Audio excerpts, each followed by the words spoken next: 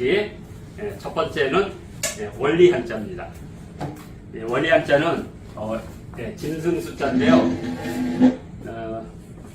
아마 이게 예전에 한 20년 전에 나온 신문인 것 같아요. 서울대 그 학생들에게 수의라는 말 있죠. 그러니까 요즘 말하면 이제 애완 또는 이제 반려동물들을 하는 게 이제 수의과잖아요. 수의를 한자로 쓰라고 했는데 맞춘 사람이 100명이 거의 없었다는 거죠. 왜? 한자에서 가장 어려운 글자가 숫자와 의자예요. 그래서 이건 이제 짐승 숫자고 이제 치료할 의자인데, 치료할 의자는 이제 앞 시간에도 잠깐 언급했지만 따로 할 겁니다. 그래서 의자는 이제 이게 이제 바구니라는 뜻이거든요. 바구니, 뭐 방자도 되고 광자도 되고 바구니. 그러니까 요즘 말하면 그 우리 의사들이 왕진 갈 때 가방 들고 가죠. 가방 들고 갈 때 꼭 들어가는 게 청진기, 그다음에 망치. 망치는 왜 들고 다니는지 아시죠? 톡톡 치잖아요. 반응을 보기 위해서. 톡톡. 네. 고무망치. 예. 고무망치. 망치하는 게 새망치 생각나니까 깜짝 놀랐어요. 이제 의사들이 꼭 필수적으로 가지고 다니는 거 있죠? 거기에 예전에는 여기에 이렇게 화살지 같은 거 있죠? 화살지. 그 다음에 창숫자. 이렇게 생기거든요. 창숫자. 그래서 이제 예전에 의장대가 갈 때 제각 중에서 한 창 들고 깃발 들고 갈 때 깃발 꽂고 한 창. 그게 이제 창숫자거든요. 그리고 여기에 이제 보관이. 그러면 이제 이게 수의가 되겠죠. 수의. 그러니까 의사라는 모습을 딱 보면 나무로 된 가방통에 그런 이제 여러 치료 도구들, 기본 치료 도구들 3개를 가지고 다니는 거죠. 하나, 둘, 셋. 이 쓰임이나 용도는 따로 배울 거고요. 자, 오늘은 원리 한자로서 짐승이라는 뜻입니다. 그런데 짐승은 어떤 한 특정한 동물을 대상으로 한 것이 아니라 여러 짐승들을 종합해서 짐승이다. 그러니까 짐승이라고 할 때는 반드시 뭐가 되냐면 이 짐승 숫자와 대립되는 여기에 축자가 있습니다. 축자. 그래서 이 숫자는 들야자로 써서 야수라고 부르는 거고요.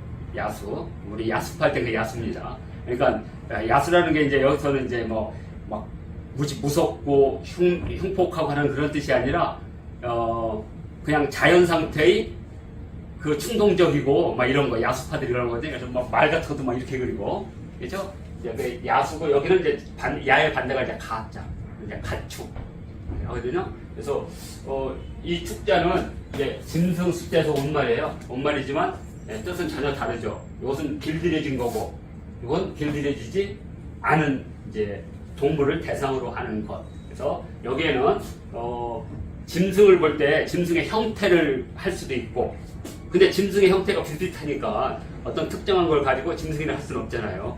그러니까 고대인들이 짐승을 사냥하는 모습을 통해서 그 사냥의 대상감이 짐승이라는 걸 표시하면 되는 거죠. 한자를 그렇게 만들어지니까. 그래서 어떤 분이 그렇게 물어보셨어요. 과거 한자의 원리가 오늘날 무슨 의미가 있느냐? 무지 중요합니다. 왜냐하면 이 문자라는 것은 다 상상에 의한 발명이에요. 그러니까 이제 인간 사회 생활이 발달되고 경제 활동도 많아지면 새로운 개념어들이 생기고 그러죠. 그러면 거기다 글자를 만들어야 되잖아요. 뜻을. 그러면 그 뜻을 한눈에 눈에 봤을 때 이게 그 대상을 말하는 것이라는 것을 가장 잘 표현해야 되죠. 그러니까 오늘의 우리의 관점이 아니라 그때 글자를 만든 사람들의 관점. 그래서 짐승이라는 것, 그러니까 사냥의 대상이 되는, 그래서 이제 사냥의 대상이 되는 행위는 이제 수렵이라고 불렀어요. 수렵.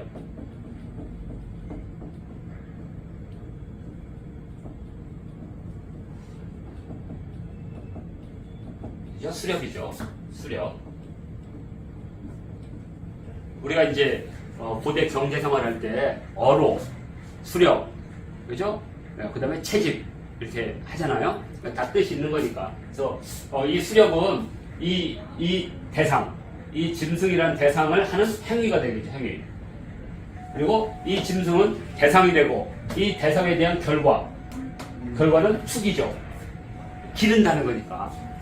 그러면 여기서 짐승과 가축의 공통점이 하나가 있어요. 밭천자잖아요. 공통점이죠. 그럼 이건 밭은 아니겠죠. 짐승을 하는데. 그래서 우리가 한자를 공부할 때 모양을 가지고 뜻을 해석하면 위험하다고. 왜냐면 예전에는 어떤 다양한 것을 그 500자도 안 되는 부수에다가 축약을 해야 되기 때문에 입구자 하나에도 다양한 뜻이 있다. 마찬가지로 이 받침자도 다양한 뜻이 있다. 가장 대표적인 이제 가면이라고 그때 배웠죠.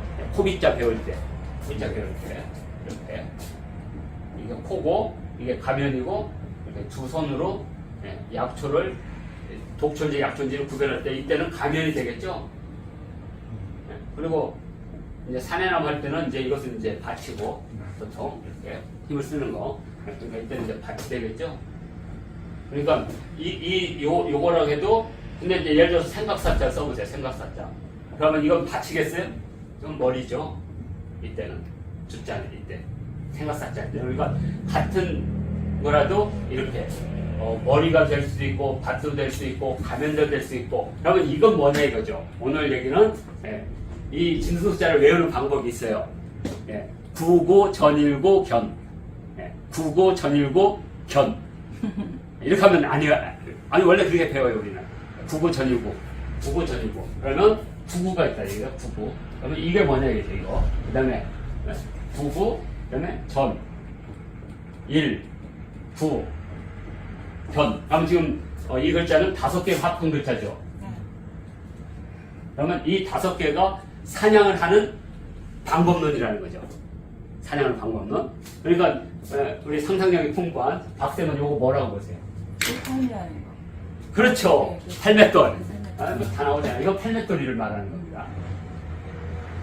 팔맷돌을 쓰는 이유가 있으니까. 그러면 이제 요거 전자는 뭐 같아요? 들판 아니에요? 네? 들판. 아니 사냥 도구들이니까. 사냥도 그물이요. 좋지. 정답. 그물이에요 이게. 그물. 그물. 네. 사냥이라고 하니까 팔맷돌로 그물을 잡아야지. 그물이죠. 그러면 이제 요거 네모.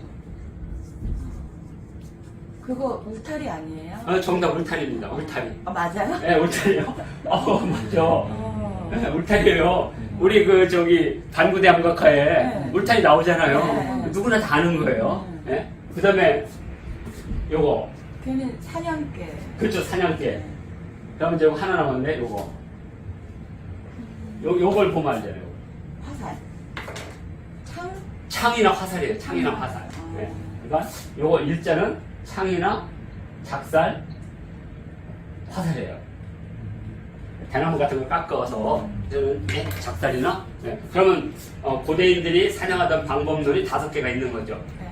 그래서 팔맷돌로 잡고, 그물로도 잡고, 창으로 잡고, 그 다음에 이건 울타리도 되지만 하나는 또 함정입니다. 함정.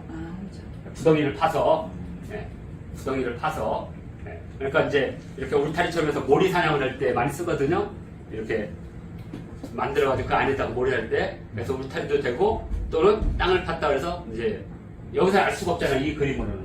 이 그림으로는. 그죠? 그러니까 함정이라 할 수도 있고 그 다음에 사냥개. 이러면 5가지 방법론이 나온 거죠. 이렇게. 그래서 짐승숫자 구고 전일구 견 이렇게 하면 다 뜻이 만들어지게 됐습니다. 자 그러면 이제 짐승수는 좀 이따 하기로 하고 이제 축을 한번 보겠습니다. 축 가축이거든요. 그래서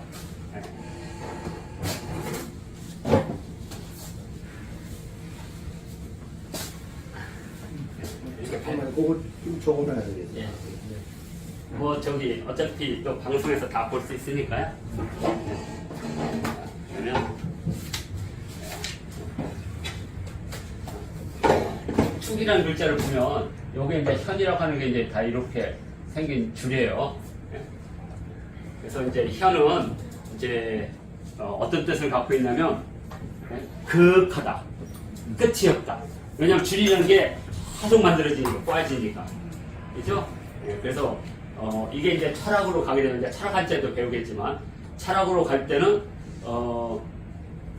우리가 인식할 수 없는 세계, 현이라고 불렀습니다. 현. 그래서 현현 비천. 극하고 극한데 하늘은 아니다. 창창비천. 푸르고 푸른데도 하늘은 아니다.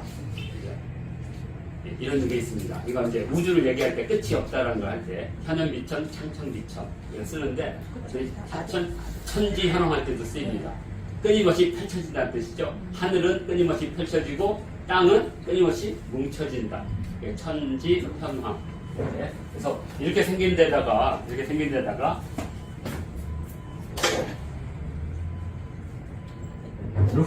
이렇게. 이게 이제 가축입니다. 가축. 그러니까 가축이라는 것은 어떤 구덩이나 울타리에 막 여러 짐승들을 이렇게 묶어서 여기 묶어서 키르는 거. 그러니까 이제 이 사냥 대상인 사냥 대상인 이 짐승을 잡으면 그거 가지고 이제 아마 잔칫날이나 이걸 대비해서 미리 구덩이에다가 파놓고 안 잡으면 먹겠죠. 그러다 이제 그것이 연장되면 이제 예비 식량으로서의 가축이 되는 거죠.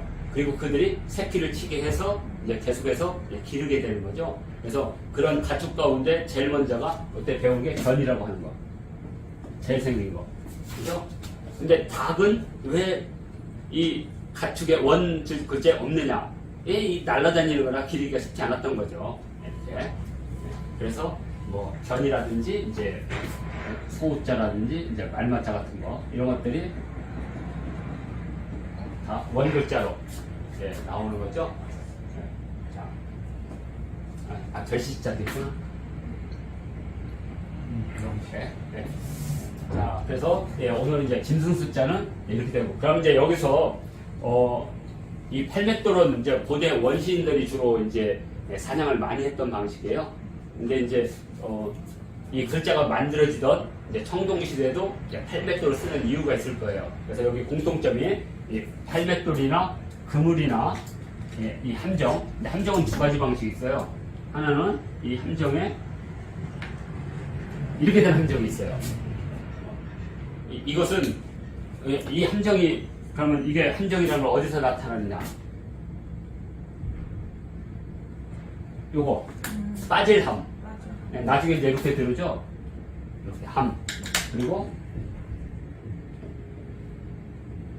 정. 그래서 이제 주로 이제 이 정은 이렇게 땅을 파가지고 물을 채워놔요. 그러면 짐승이 떨어질 때 안 다치죠. 적당히 물을 해놨으니. 그래서 주로 산짐승을 삼을 때는 이제 정을 많이 써요. 산짐승을. 근데 이건 아예 고기를 획득할 목적으로 할 때는 특히 이제 맹수들. 맹수들은 물에다 해도 어떻게 끌어낼 방법이 없잖아. 그럼 맹수들 잡을 때는 창을 꽂아놓죠. 팍 빠지게. 그래서 요 때는 이제 창을 꽂아놓은 함정이 되겠죠. 같은 함정인데 다른 거죠. 이렇게. 그러니까 여기 그러면 이제 여기서 말하는 이제 요거 울타리이고 함정인데 요건 이게 꼬챙이가 없잖아요. 그러니까 이 세 가지 공통점은 뭐겠어요? 축을 위한 사냥이다. 그렇죠. 상처를 남기지 않는 목적이 상처를 남기지 않고 잡는. 왜 상처를 남기지 않고 잡느냐? 두 가지가 있는 거죠. 하나는 가축으로 쓰기 위해서 초창기에는. 근데 이때는 뭐 이미 가축이 됐기 때문에 그런 의미가 아닐 거예요. 그럼 뭐냐? 그렇죠. 재사용입니다. 이때는 산짐승을 잡아서 희생용입니다. 희생용. 그러니까 이렇게 어떤 짐승이 다니는 길목을 잘 알아서 그걸 땅을 파서 잡을 수 있는 짐승이 있는가 하면 야생마 같은 것들은 산짐승을 잡는데 그건 어떻게 잡을 방법이 없어요. 그때는 팔미돌을 잡는 거죠. 이런 식으로. 그렇게 이해하시면 될 것 같습니다. 그래서 그물을 던져서 잡거나 이렇게 팔맷돌을 해서 잡거나 특히 이제 인디언들이 버팔로를 잡을 때 지금도 팔맷돌을 잡죠. 그래가지고 저희가 한번 해봤거든요. 개뿔 안 돼요. 팔맷돌로 버팔로가 아니 돼지를 한번 우리 이제 팔맷돌을 해본다 그래서 이제 우리 전통과학 거기 그 대전에 있는 이제 거기서 이제 실제 해봤거든요. 돼지를 풀어놓고 안 돼.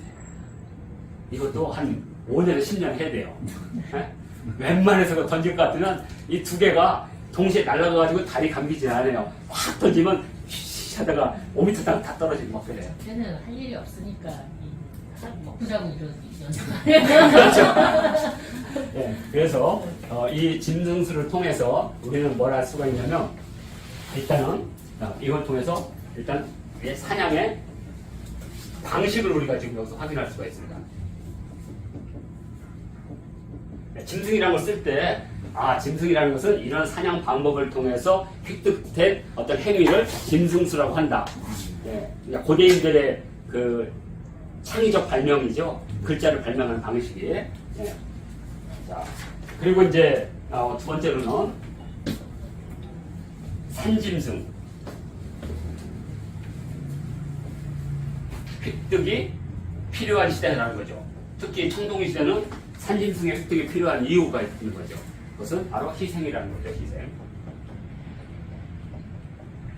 근데 이 희생은 우리가 흔히 말하는 일반적인 희생일 때 쓰지 않습니다. 그럼 언제 쓰냐 이거죠. 왜냐면 소가 있는데 우리 희생할 때 소 쓰잖아요. 예전에 양을 썼잖아요. 전쟁을 기원하는 전쟁에서 있는 거예요? 이제 이게 이제 중요하죠. 하나는 이제 전쟁 맞았습니다. 하나는 전쟁. 네. 그리고 이거 많이 했죠. 우리 진흥왕께서. 순수할 때. 그렇죠. 순수할 때 씁니다. 순수할 때 그 지역에 가서 산짐승을 잡지 않죠. 그래서 이제 고구려는 이제 이러한 이 그물이나 팔맷돌을 잡는 것 위에 하나가 더 있었죠. 그래서 산짐승을 잡는 방법. 몰이 하는 거잖아요. 이거 있습니다. 기억나세요? 끝이 없는 거. 화살 끝이 없는 거. 명적으로. 그렇죠. 명적 같은 거 해가지고 탁 그 충격으로 짐승이 그대로 기절해버리죠. 그거 다 산짐승을 잡기 위한 방법이죠. 가죽을 희생시키면 안 되니까. 피를 흘리면 안 되니까. 왜냐면 피는 오로지 그때 하늘에다 제사 지나고 팍 했을 때. 순간에. 그렇죠. 그 순간에 빽 하면서 이렇게 피가 나와야 되니까. 그래서 순수할 때 쓰기 유리한 거라는 걸 우리가 알 수 있습니다. 그러면 이때는 이제 많이 또 하나가 뭐가 있느냐. 회명이 있습니다. 회명도 두 가지 방식이 있는데 하나는 이제 우리 희생하듯이 그냥 모여서 하는 회명이 있고 또 하나는 야지에서 전투에 모이면 각지에서 이제 뭘 추천해서 모이자. 그러면 서로 모이죠. 그러면 이제 그때 이제 그 자기들끼리 이제 특히 이제 만주족이 많이 했어요. 그게 어디서 했냐면 열화석에서 실제 피서 산장 가면 걔들이 몸이 근질근질 하잖아요. 이거 하던 애들이라 그렇다고 맨날 할 수 없으니까 이제 피서 산장에 가서 여름에 그 들판에서 사냥을 했어요. 그때 이제 왜냐면 여름에 왜 사냥을 많이 하냐면 우리가 이제 좀 이따 또 배울 건데 요즘 말하면 그 쥐들이 많아요. 몽골에는 토끼 많은 쥐들이. 타르바. 그 이름들이 많아. 그러니까 이렇게 보면 이렇게 이렇게 내밀고 이렇게 생각하면 두더지처럼. 근데 커요 그게. 근데 그게 맛이 죽여주는. 저는 사실 몽골 가서 못 먹었어요. 먹지는 못했지만 그게 살이 오동통한 게. 그 기니피그 닮았죠. 기니피그라고 해서 설치를 이만큼 큰 애들인데 네. 걔랑 많이. 아니 그냥 그 설치류를 모르겠다 생겼어요. 나는 그렇게 생겼어요. 몽골에 이건 아는데 지금 말씀하신 그 설치를 그게 몰라. 비슷하게 생겼어요. 쥐하고 토끼 중간쯤 돼. 나무. 이렇게 해가지고 그 구덩이에서 네. 팍 하고 툭하다 이 구멍으로 쏙 들어가고. 엄청 커. 엄청 커요. 그런 거 사냥하는 겁니다. 근데 예전에요. 그 징기스칸 관련 이야기 들을 때 그걸 잡아먹는 거는 정말 해서는 안 되는 일이라서, 그러니까 징기스칸이 그걸 잡아먹으면서 되게 뭐랄까 스스로가 되게 내가 이것까지 잡아먹어야 되나 막 이런 생각까지 했다 그러더라고요. 몽골이나 만주족은 짐승이 3가지 종류가 있어요. 절대로 잡아서는 안 되는 종류는 하늘을 나는 짐승은 절대로 잡으면 안 돼요. 그리고 땅 위에서 난 것만 먹게 돼 인간은. 그리고 땅 밑에 있는 것은 노비나 아주 추한 인간들, 천한 사람들이 먹는 거예요. 그래서 징크스칸이 이렇게 말했어요. 나는 어렸을 때부터 땅에서 그 쥐를 잡아서 먹었다. 그렇게 치욕적으로 살았다. 그거예요. 하여튼 이 사냥을 해요. 이렇게 집단적으로. 그래서 이제 이때가 이제 회맹.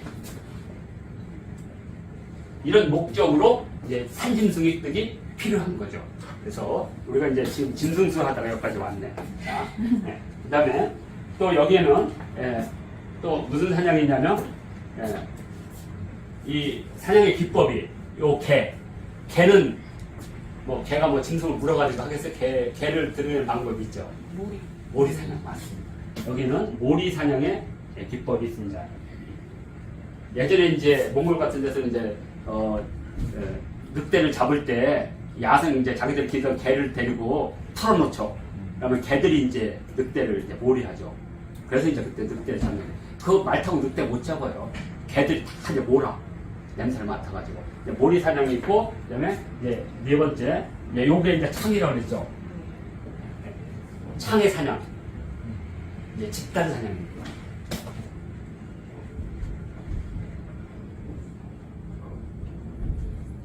그래서 여기에는 이른바 이제 우리가 말하는 이 수렵이라고 하는 거.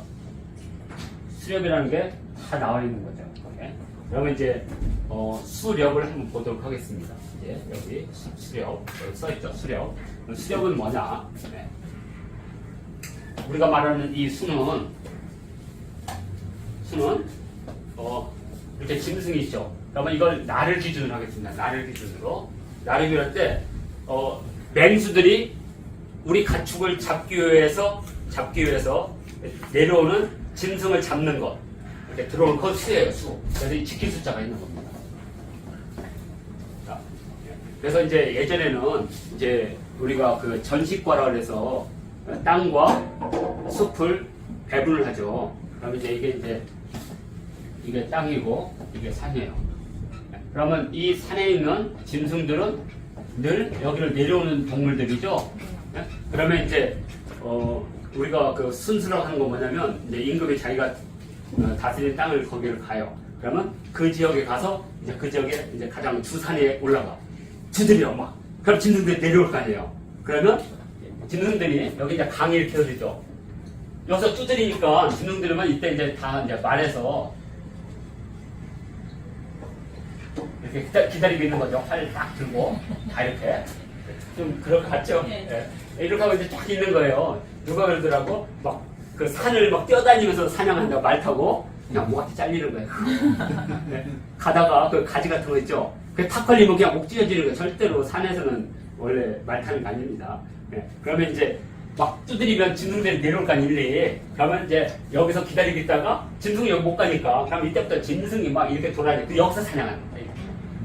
그래서 그것을 뭐라고 불렀어요 옛날에? 이렇게 불렀잖아요. 전렵이라고 불렀잖아요. 전렵. 이게 이제 전렵이에요. 그래서 전자 속에 사냥하다는 뜻을 갖고 있는 거예요. 그래서 사냥은 언제부터 하냐면 가을거지가 끝나는 10월날 11월달. 가을거지가 딱 끝나면 그때부터 짐승들이 주로 이제 산 밑으로 내려와요. 그거 먹으려고 산 밑으로. 그때부터 시작해서 3월 3진날 전까지. 왜냐면 3월 3진 이후에는 짐승들이 이제 짝짓기를 하고 새끼를 해야 되기 때문에 그때부터 안 잡는 거죠. 그래서 3월 3진 날이 마지막 사냥이라고 합니다. 이렇게.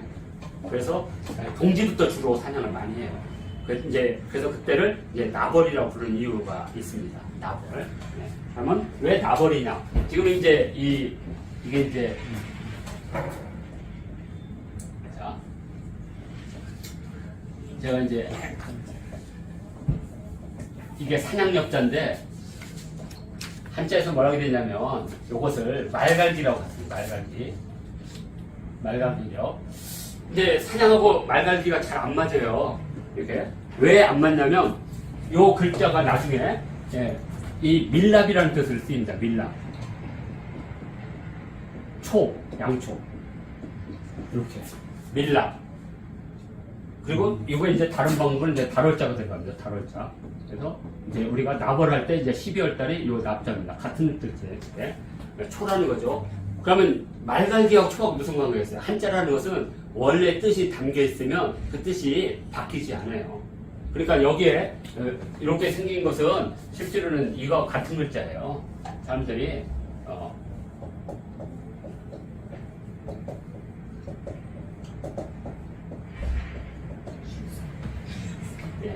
쥐의 한 종류예요. 쥐의 한 종류. 뭔지는 몰라.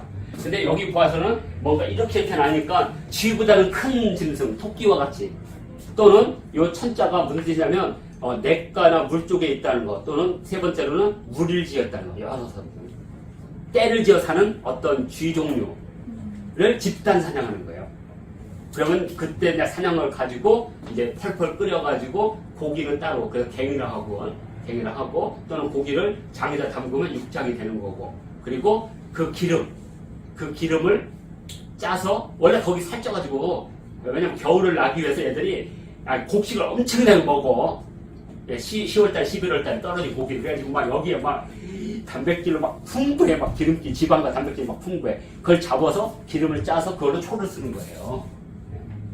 그래서 이게 밀랍이라고 하는 거고 또는 12월 이것도 밀랍이거든요.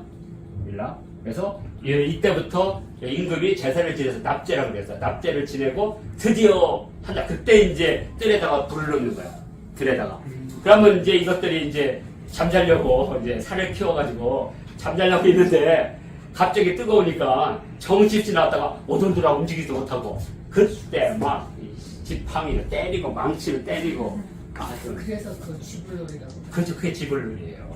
그래서 그때부터 납월이라고 하는 거예요. 납제를 지냈다. 그러면 이 납 속에는 기름을 짠다. 기름을 짠다는 것은 대상이 뭐냐? 갈기가 아니잖아요. 아니 한자로 그렇게 써 있어요. 그건 이제 그런 이런 풍습들이 북방에서 오다 보니까 중국인들이 한자를 이걸 정리할 때 그 뜻을 모르는 거죠. 그러니까 12월 사냥들은 주로 만주 지역에서 이루어진 그런 풍습이 있지 않을까. 몽골인들은 지금도 그렇게 하고 있어요.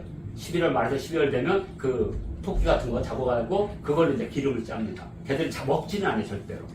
아까 얘기했잖아요. 그거 먹는 것은 가장 낮은 거. 그래서 그걸 아주 기름을 짜는 거예요. 그러니까 북방의 중국인들도 그런 방식으로. 그러다 보니까 이 납자 여기에는 쥐인데 좀 특별한 쥐, 좀 큰 쥐. 멸종했지만 우리가 개견죄도 엄청나게 많잖아요. 종류가. 그것처럼 고대도 그런 짐승이 아니었을까. 이 정도로 하면 뭐 충분할 것 같습니다. 그래서 수라는 것은 나 쪽에서 오는 것을 잡는 거라면 엽은 제가 바깥으로 나가서 잡는 걸 엽이라고 해요.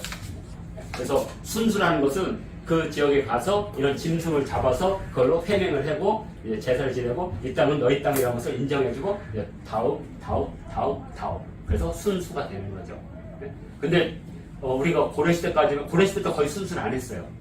나라가 망하는 지금들아. 조선시대는 야행 정도였죠. 야행.